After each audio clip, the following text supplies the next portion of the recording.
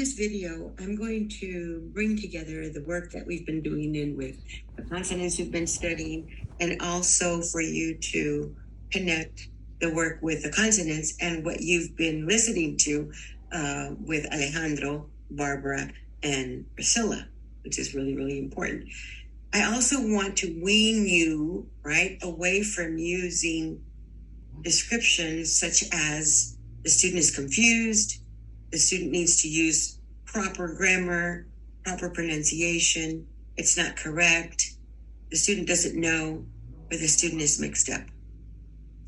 As biliteracy teachers, as teachers that work with emergent bilingual students, we really need to now begin to use the kind of language that's going to really describe linguistically what the child is doing or not doing, and explain why the child is not doing what we expect him to do in the English language.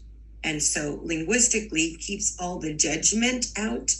And remember, you're going to be using, hopefully, this kind of language as you advocate for your students that are sent mistakenly to an ARD or a 504 or a speech therapy, or held back for some reason that has to do with what you've heard with Alejandro, Barbara, and Priscilla.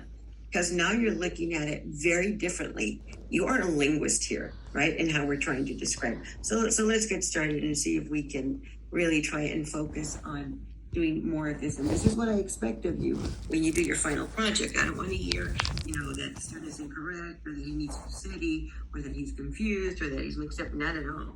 Not at all. All right? I really need to hear from you being very descriptive, but linguistically descriptive, okay? As we talk about some of these approximations or errors that students are making, which is very important. First of all, let's review, and you all had this already because you took 5331, which is the foundations of bilingual education, second language acquisition. Most of you have already, if not all, have already taken the 5343, which is really about academic language for English learners and sheltered instruction. All right, so we should know that. How long does it take? Cummins was the one that created that whole dichotomy between social language and academic language, right? Really divides it into two, saying it's really something different, right? And he talks about basic interpersonal communicative skills, which is really conversational fluency. And that takes about 1 to 2 years for English learners or emergent bilinguals to develop. We're saying about 1 to 2 years, right? And we call it BICS, basic interpersonal communicative skills. But then he also focuses on the kind of language that we really need to succeed in school. And that is called CALP. And that is cognitive academic language proficiency. That can take 5 to 7 years or longer, right? For this student to develop the kind of language proficiency that'll help them succeed and compete in classrooms with English speakers that are there. So then the question then that is up there is, how long does it take to develop conversational BICS? He says 1 to 2 years. So my question to you is why? Why do we say 1 to 2 years and not just 2 years, or not just 1 year, or not 3 years? Why is that there? And the other question is, how long does it take to develop academic language proficiency? And we say 5 to 7 years. Okay, why 5 to 7 and not 6 or just 7 or not 5 or not just 8? Why is there this continuum here that we talk about? That's important to notice, all right? So the question is, what conditions are necessary for CAL? What conditions must be present for a student to be able to develop that cognitive academic language that we want? Well, the answer to both BICS and CALP is it depends. It depends, right? It depends on many things in terms of why a student may take 1 to 2 years, or 5, 6, 7, 8, 9, 10, 11, 12 years. What is it about this, all right, that it takes? Well, first of all, one of the biggest predictors in how a student is going to be progressing in the second language is going to be previous schooling. Does he have interrupted schooling? Does he have previous schooling that was on grade level? Or was he struggling with literacy in his first language, which is going to make it even more challenging when he gets into the second language? And then, so literacy in the first language is important to know. Not that you have to know the first language of the child, but if you're a bilingual teacher, you've got to know something about that first language of the child.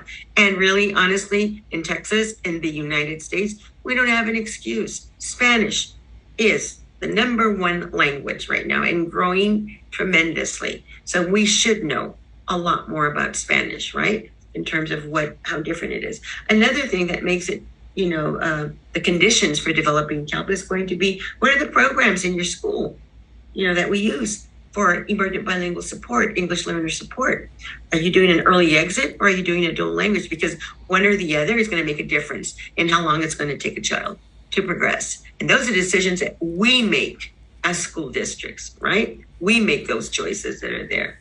Does the child have access to the full curriculum? Or is that child attending so many ESL classes that he's not getting some of those enrichment courses, some of those gifted and talented courses, some of those additional courses that other students get that keep them interesting, that keep them learning, at the wide spectrum and not just limited to quote unquote learning English.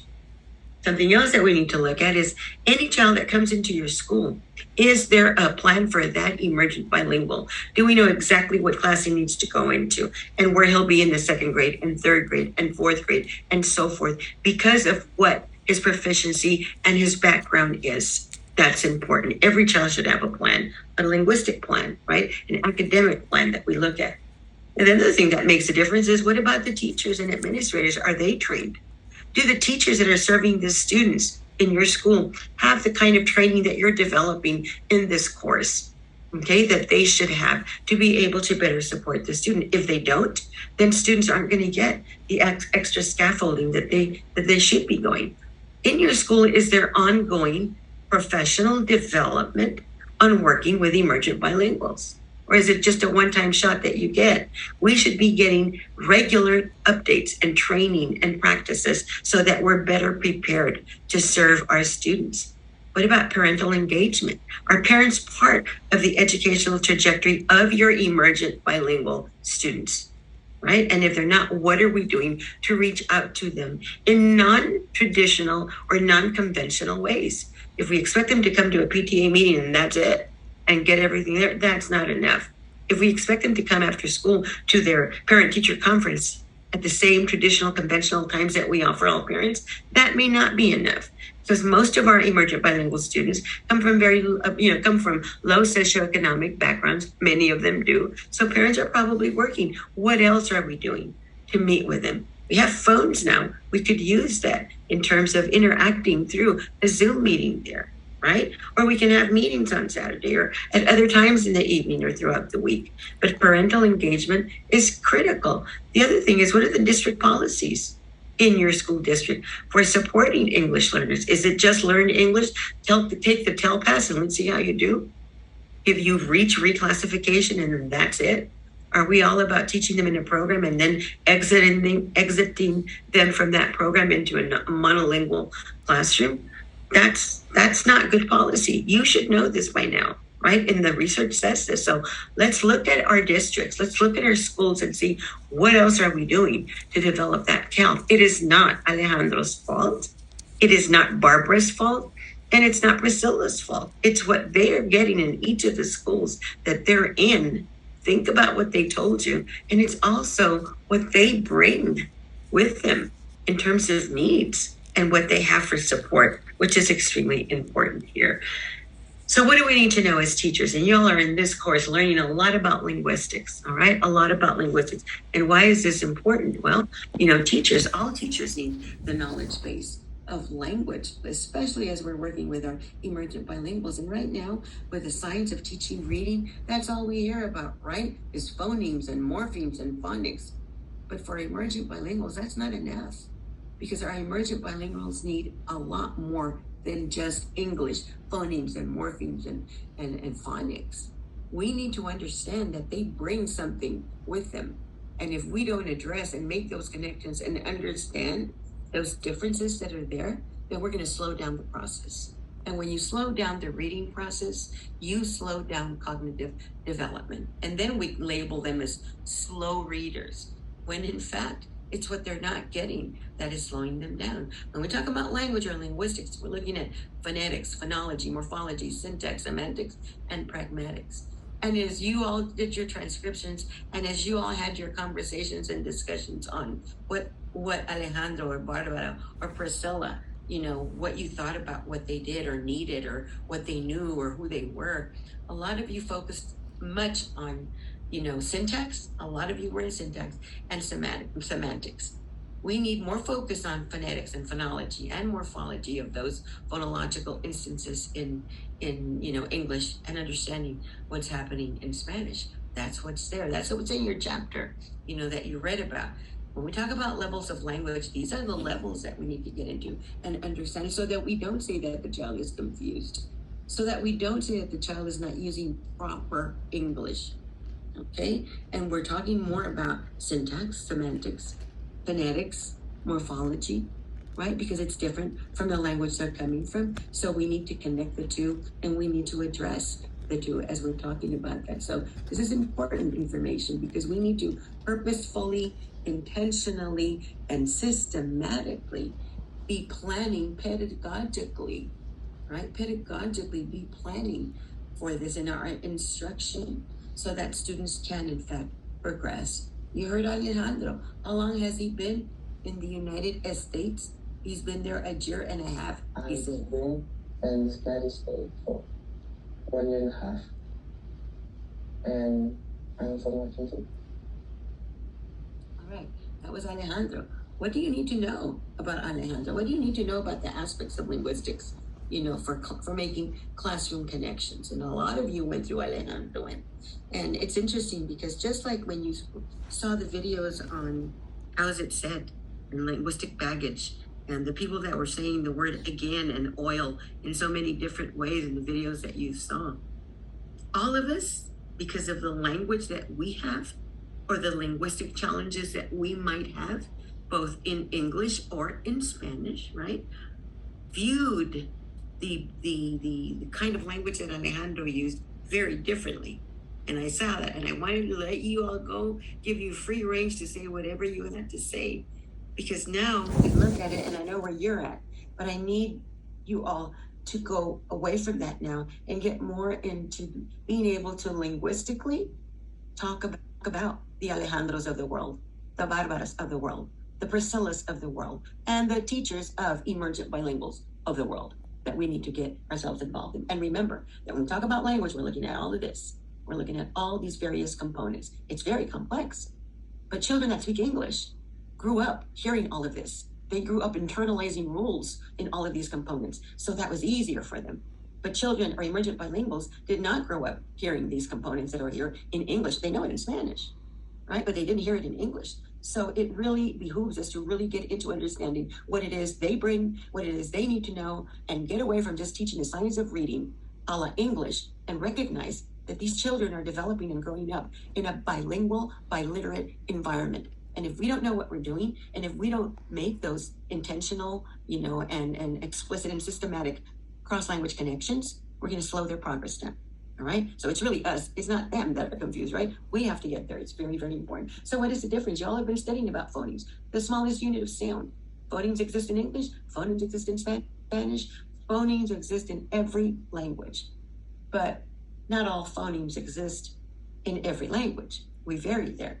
And this is where oral language and oracy have a tremendous role. Every day, the Alejandros of the world and the Barbaras and the Priscillas need to be listening and speaking language all the time, so that they can internalize those rules, so they can, approximate those sounds better, not only in listening to them, but also in making those sounds. Phonics then is when those two connect, when we connect the sound to the grapheme. We connect the phoneme to the grapheme, the sound to the letter, so that children learn to decode. And now when we're writing and reading, they're learning to encode, to write it. And if they don't have a strong foundation in the phoneme aspect of it, right, in listening and speaking it, they're going to struggle with the reading and the writing. So oral language and oracy cannot be underestimated or overstated. That's extremely important. Phonology then is what we're doing in this course. Phonology is the study of the sounds in any language.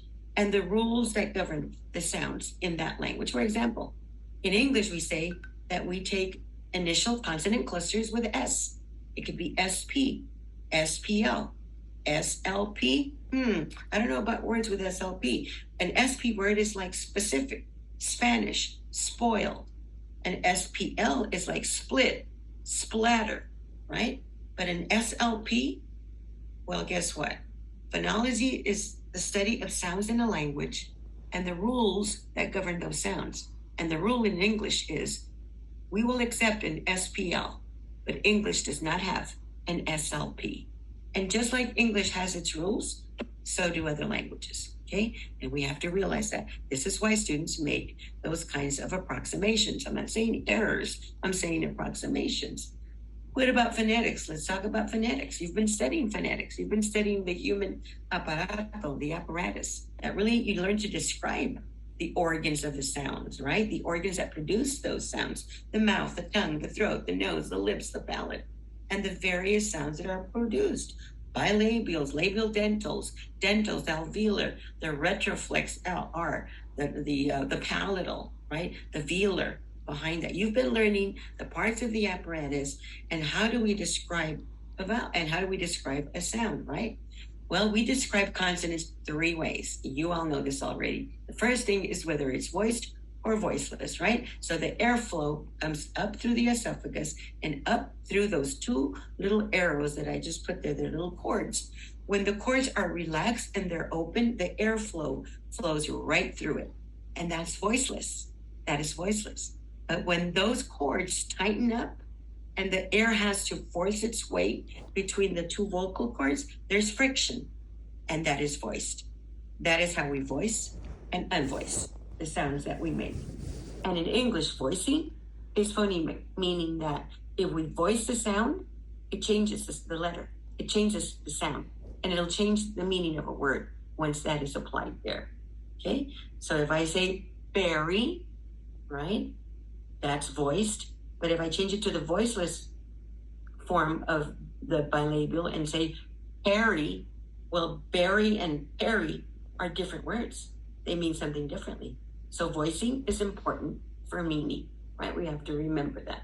So the second thing we describe is point of articulation. Where in the human apparatus is this sound made? Well, it could be made with both lips or with the upper lip and the lower teeth. The lower lip and the upper teeth, or with a tongue right between both teeth, or in the alveolar ridge, right behind the upper teeth, or palatal, the tongue is on the palate, or velar, where the tongue is right down the throat against the tongue, which is against the soft palate. The hard palate is the roof of the mouth. The soft palate is further back, right in the throat. And then we have glottals. We haven't talked about glottals. Glottals are sounds when you hear the word bottle, B-O-T-T-L-E. We don't say bottle, we say bottle. Or when you say that right there, that's a glottal sound. Okay, you didn't know that, but that's important to know because, the student may not hear how to say that. He needs a lot of practice and listening to it, which is extremely important. The third thing we use to describe a consonant is the manner of release, the manner of articulation. How do we let the air flow when making this sound? We have stops, we have fricatives, we have affricates, we have nasals, we have liquids, okay? And each one of those at the top have a voiceless and a voice counterpart. For example, we have the P and the B sounds that are both voiceless and voiced, but they're both bilabial stops. We have the T and the D sound, which are both alveolar, one's voiceless and one's voiced, but they're both stops. We have the velar K and the velar G, right? One is voiceless, one is voiced, but they're velar stops. And I gave you pairs like this on your test, and this is how I wanted you to refer to them, right? So this is what we do. We describe where it's at that we make that sound. And that is the manner, of how we're releasing it as a stop. That means that the whole mouth comes to a stop. After you make the P sound, it comes to a stop before you release it. Get ready to make the sound that the letter P makes. Get ready, but don't make it. 1, 2, 3. You come to a stop before you puff it out, you release it. They're called stops. Fricatives are those sounds that you can hold until you're out of breath. You can't hold a B sound. You can't hold a D sound. You can't hold a G sound, but you can certainly hold an SH sound forever. Or the voice one, forever. Or the F sound, or the or the or the or the or the those are fricatives. I love the word fricative, don't you? I love it. But you hold fricatives, and we have voiceless and voice sounds. We have affricates. Affricates are a combination of a stop and a fricative. So the CH is like a T with the SH. Sometimes it's written like that, between the bars, because it represents a tsh, tsh, tsh, tsh, tsh, voiceless. And when we voice it, it's j, j, j, voiced, okay? And so it is important to notice how those work. Very, very good, okay? Then we have nasals, n, ing, okay? And we have the liquids ul and the j, okay, as in jump, j, as in jump. Those are called liquids and glides. You definitely don't have to memorize this. You can leave these as a reference tool that you can use to refer to. So if you go to an ARD meeting and someone says, well, this child needs to go to speech therapy because he can't make that, the three, the TH in three, and you're going to say, in Spanish, we don't have the voiceless interdental fricative. And they're going to look at you like, what? Yeah, that's exactly right. And that's part of what's going on here. He needs to be more exposed to that sound in English. So we need to talk this way, and this is how I expect you to do in your final project, okay? So let's look at the consonant chart, which is described by three features, all right? We have the place of articulation, whether it's voiced, and the manner of release. So let's look at the voicing. Well, the voicing, point of articulation, and how air is released. So we look at it here, and you've got, sorry, I got the same chart coming over and over again. Here we go, sorry, here we go. We have the B and the P. One is voiceless, one is voiced, but they're both bilabial. And what are they? They're stops over here on the left. You can see where they're both stops right here, okay? So we can put them on a chart, which I think is very helpful, and which you're ready for now. We have the labial dental voice fricative, okay, of the F sound, which is voiceless, and the V sound, which is voiced. Very good. We also have the TH, which is interdental or dental, right? Then it's a fricative, and there's a voiceless version of it right here, and there's a voiced version of it right there. And let me tell you, this one here is a huge challenge for Spanish-speaking emergent bilinguals. So get ready to practice this. This is important. And then we have the S and the Z. One is voiceless, one is voiced. They're both fricative, and they're alveolar because we make them right behind the upper teeth, which is extremely important. And then we have the SH sound, right? Which is palatal, it's fricative, voiced, and voiceless. Sh and j. Okay? Then we have what we call the velar sounds. They're stops. One voiced, one voiceless. Point of articulation, the velar, a k and a g sound, which is extremely different, right? And we see that we have the palatal affricates, right? Which are ch and j, and j. One voiced and one voiceless. We have the nasals, we have the liquid, we have the glides that are there also that you see, and the ing, which is also another nasal, okay, that we see there. So this is a chart that kind of shows it all to you, and it's very important for us to understand what it is, that is happening in our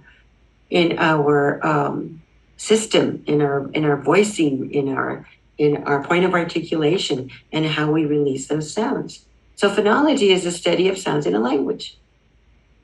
Well, in English, we have the S plus another consonant in initial position, right? We studied initial position consonants. So we have the ST, st, we have the SM, sm, we have the SP, sp, we have the SPL, split, right, that we have there.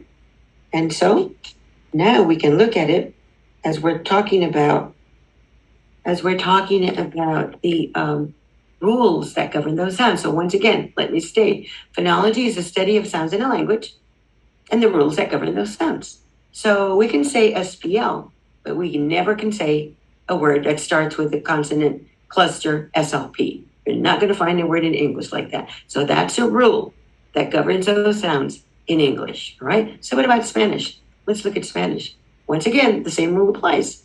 Phonology is the study of sounds in a language in Spanish and the rules that govern those sounds in Spanish. Well, in Spanish, you never have the consonant cluster that begins with an S in initial position, followed by another consonant. You don't. Look what we do in Spanish. For the word stamp that we have in English, ST, Spanish imposes an E. So we break up that consonant cluster. So it's not stamp, but it's estampilla. It's not specific, but it's específico. It's not splendid, but it's espléndido. Notice how we've separated the SP, the S plus the consonant in Spanish. And we put an E, so we've created an additional syllable there. So even though we have the same sounds in English and Spanish, the rules are different. But that's why they say speak, slow, school, Spanish, estates. And that's why Alejandro says speak, and he says estates, and he speaks Spanish. That's not something that, oh my God, he's confused. He doesn't speak English or Spanish. He doesn't know proper Spanish, and he's all mixed up. Absolutely not.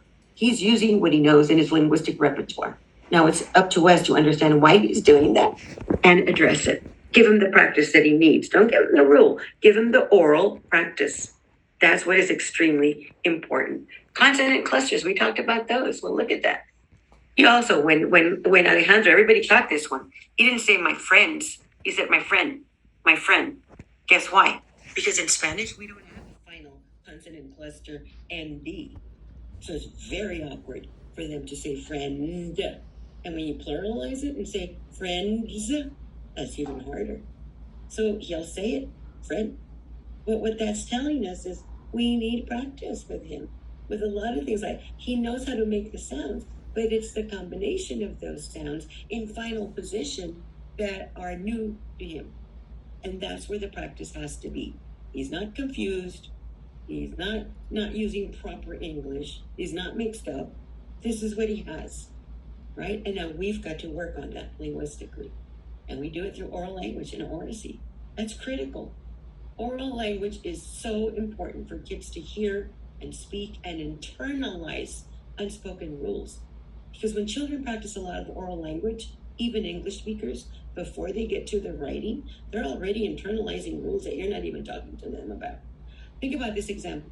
When an English-speaking child learns, he's just like 2 when he's learning English, and he says, I eat it all, mommy. I eat it all. And we think it's so cute. But he says, eat it. What does that mean? Well, what that means is that he's already internalized the ED past tense ending in English. He already knows that it's ED. It's not his fault that eat is an irregular verb, right? But he learns it through what? Through practice and modeling and whatnot. Well, our emergent bilinguals need the same kind of opportunity. The practicing, the listening to it, the using it across the board. So if we look at this here again, let's go back to this chart. Where are the challenges? I'm giving you the challenges now, and you saw it with Alejandro Barba and Drusilla. So now you know where the challenges are going to be. Make this part of your yearly curriculum because they're all going to need it. The TH is challenging. The Z in Spanish, we have a Z letter, but we don't have a Z sound. We don't have a voiced S in Spanish, right? We don't have an SH in Spanish. We have the CH. We don't have a J in Spanish, unless you're from Argentina, Uruguay, or Paraguay. But most of our students aren't, right? And so that's going to be totally new to them also. Very important. Look at the TH. What is the sound here? Well, there's 2 letters that represent one sound. That's a digraph, right? A digraph. In English, it comes in 2 flavors. Voiceless, which means that there's no voicing. Think, thin, in final position, both. 4th, 5th, 6th. These are so hard for emergent bilinguals to pronounce. With, without, month, bath, and math. The TH that is voiced right? The TH that is voiced, right? In initial, medial, and final position. Examples are like that, mother, weather, loathe, bathe. Look at the word bath on the left side, bath, and look at the word on the right side, bathe. Bath, bathe, bath, bathe. Okay, this is tough for our Spanish speakers because what happens in Spanish is we don't have this one that's in yellow here. We don't have it in any position. We don't have it unless you're from a little place in Spain that has the ceteo. That they say cinco instead of cinco. But let's face it, that's a little place in Spain. The rest of the world doesn't have it. Okay, and so we need to work this phoneme right here a lot, orally and then in writing. Now the TH that is voiced, look how it's green here. We have that sound in Spanish as in that, except that sound in Spanish is represented with a D. So it's not David, it's David. It's not dedo, it's dedo. It's not uno, dos, it's uno, dos. Wow, think about this. Are you wrapping your head around this? Is it hard for you? Can you imagine what it's like for our emergent bilinguals? We've got to get this one down really well because with overwhelmingly greater than chance frequency, all of your emergent bilinguals in your classroom are going to be experiencing this situation right here. I promise you. So we have to understand that. And if a teacher doesn't know this, then Alejandro will go on forever saying it wrong and writing it wrong and pronouncing it wrong and reading it wrong and not comprehending because it's like that. And people are going to send him to speech therapy because he can't make the sound, or they're going to say that he needs a lower level reader because he's having problems. Oh my gosh, it's not that at all. It's a linguistic challenge here that we as teachers now need to understand because he's going to write this. He's going to write then the boy. He's writing a story and he says then the boy. But guess what? The then, he writes it with a D because Spanish sound, then. But you say, but he got the right. That's right. He got the right because the is a high frequency word. The is a sight word. And children learn that just by memory, working memory. But he hasn't really thought about the TH combination then. He's just learned it as a whole word. But in the word then, all right, you can see where his practice of making that sound and writing that sound in English is important. Okay, he makes that sound, the. He just needs practice with words that are spelled with TH that make that sound to help him understand that better. You can see.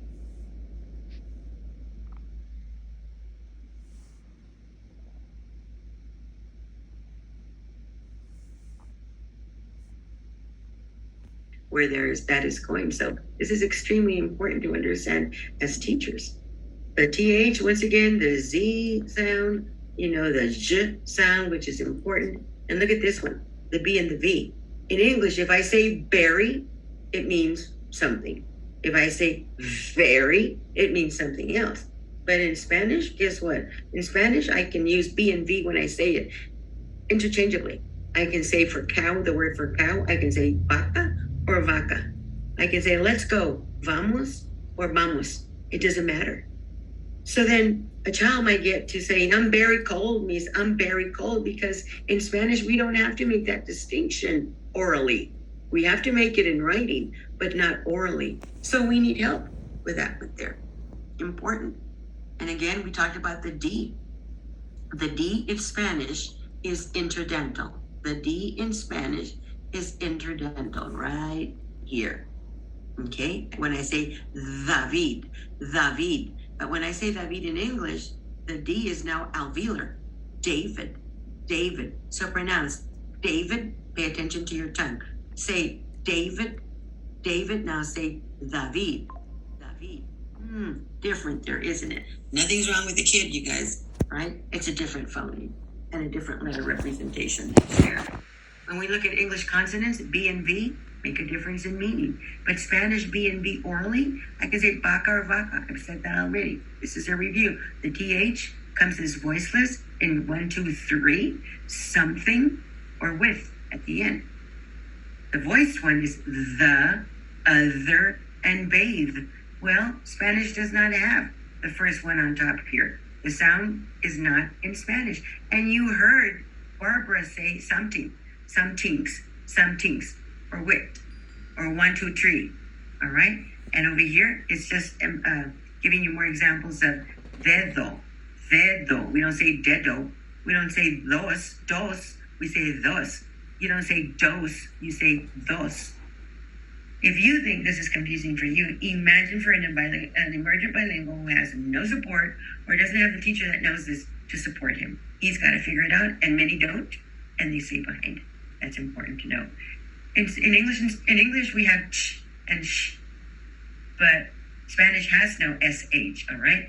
So we have to do what we call minimal pairs. Minimal pairs are words that are exactly the same except for one sound. And you have a video coming up this week on minimal pairs. So you practice. Don't show them the words. You do this orally. Chop, stop. Chip, stip. Keep, steep. Stare, stare. Spanish has no Z sound, but it does have the letter. Okay? It does have the letter. So if we go to the Z sound, then, right? In Spanish, we have zapato. We don't say zapato with a Z. It's an S sound. Zapato, zanahoria, zoológico, right? So we have to realize that there is no voiced S in Spanish. In English, we practice a lot with children. And we say, all right, children, repeat after me. Fuzzy wuzzy was a bear. Fuzzy wuzzy had no hair. Fuzzy wuzzy wasn't fuzzy wuzzy. And what do your emergent bilinguals say? Because they don't have a voiced S, they don't have that Z sound initially, they're going to say Fuzzy wuzzy was a bear. Fuzzy wuzzy had no hair. Fuzzy wuzzy wasn't fuzzy wuzzy. Right? Expect that and be prepared to do a lot of practicing with that until they get it. Give them minimal pairs, but you need to expect this. This is normal development. It is not confusion. It is not a 504. It is not speech therapy, right? It's your linguistic awareness now and knowing how to pedagogically plan for it, all right? Being explicit and systematic along the way. Look at this. In English, the T and the D are made behind the upper teeth. David. But in Spanish, the T and the D are made on the teeth, almost interdental. Tomás, David. Tom, Tomás. David, David. We got to work on that, don't we? So we can say, take your time. But an English learner, an emergent bilingual might say, take your time, take your time. An English speaker learning Spanish, because the T is alveolar, instead of saying toma tu tiempo, an English speaker learning Spanish is going to say toma tu tiempo. It works both ways. These are differences in phonemes and points of articulation. In English, the T is very aspirated. We say Paul. Listen to the puff of air. Paul, Paul. In Spanish, it's Pablo, Pablo. You don't hear a puff of air there. Listen again. Paul, Pablo, Paul, Pablo. Amazing, isn't it? This is all linguistics. So we don't talk about kids being confused, but we talk about linguistic descriptions. The H in Spanish is always silent. Hoy, today. J makes the English sound H. So Jaime, Juan, and Julia. But our English learners then, begin to omit, certain H's here and there because they are in fact silent. All right. So that's a quick review. I'll give you a little bit more in my next video. Stay tuned for part 2 of phonemes.